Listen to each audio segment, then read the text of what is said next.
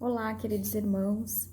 Uma alegria grande estarmos conversando, fazendo algumas reflexões acerca de uma passagem do Evangelho, nesses dias que temos enfrentado aí um isolamento social, né, um distanciamento que é necessário, é um período passageiro, a gente sabe, tudo passa, mas um momento que a gente não pode estar juntos, né, presencialmente, então a gente vai fazer algumas reflexões com o apoio da tecnologia, né, com o que ela pode nos oferecer para que nós possamos estar com os nossos corações unidos, as nossas mentes e corações unidos.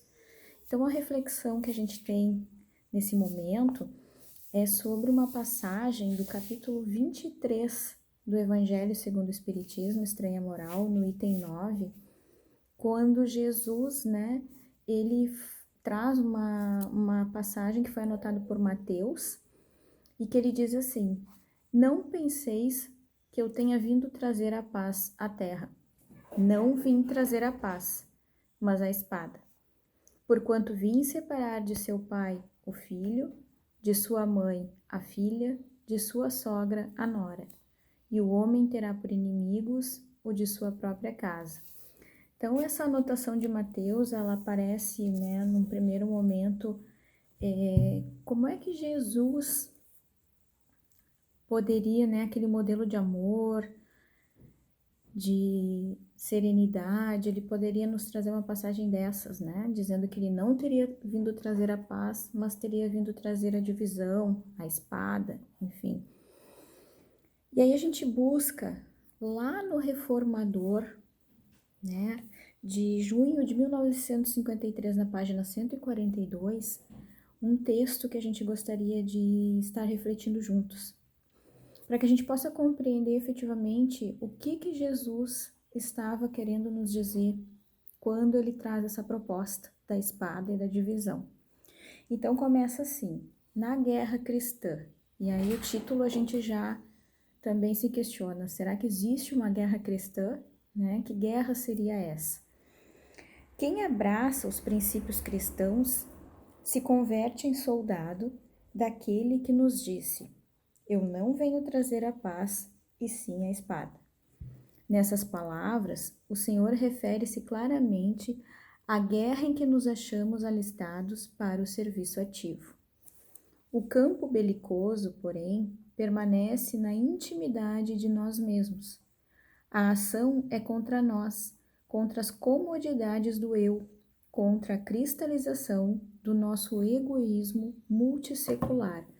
Então aqui, né, essa reflexão, ela nos diz que na verdade essa guerra, essa espada que Jesus vem nos falar, é a grande espada renovadora de nós mesmos.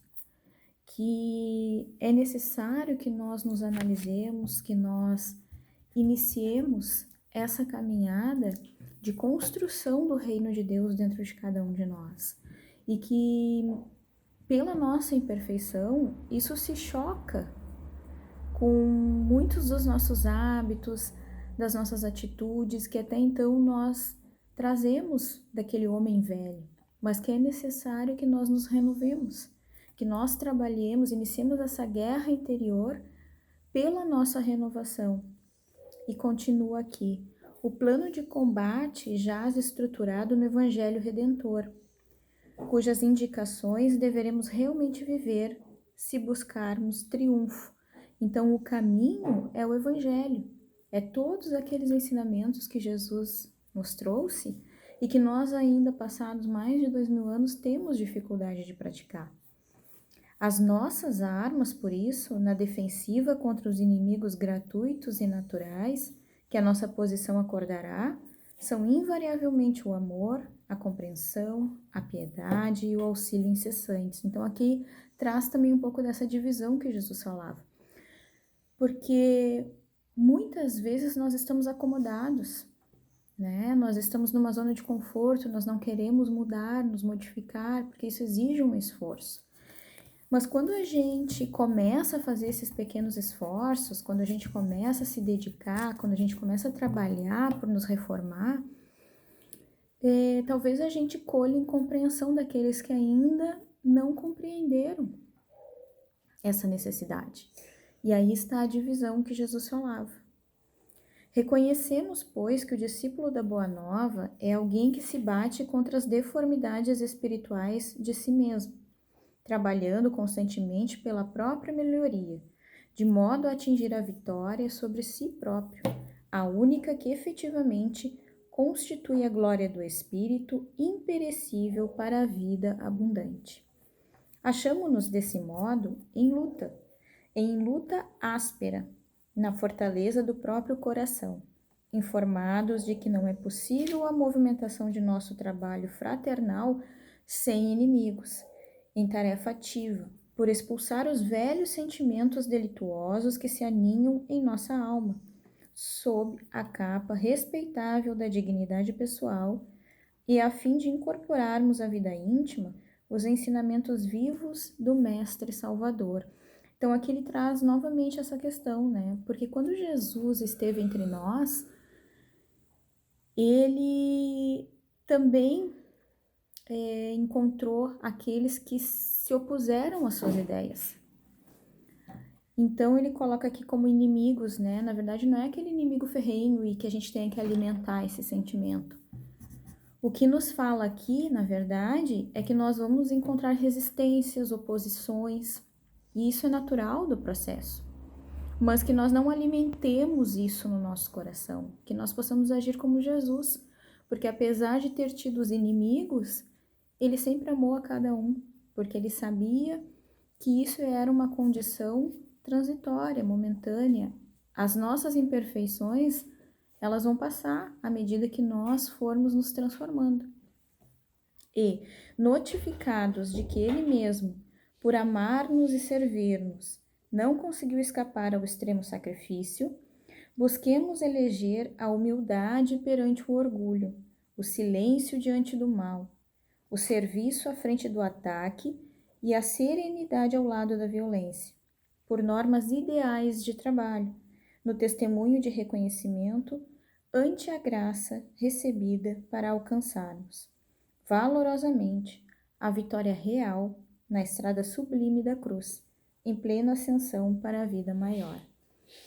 Então, meus queridos irmãos, essa leitura nos traz um pouquinho mais do entendimento dessas palavras do Mestre.